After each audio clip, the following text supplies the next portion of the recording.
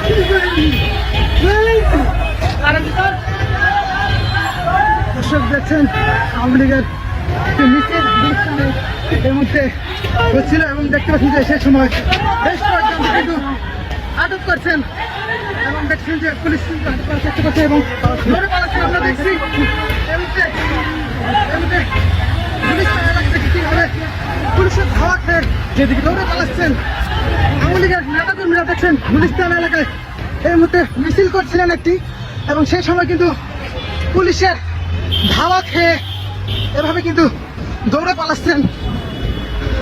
সেই দৃশ্য দেখছেন এই মুহূর্তে।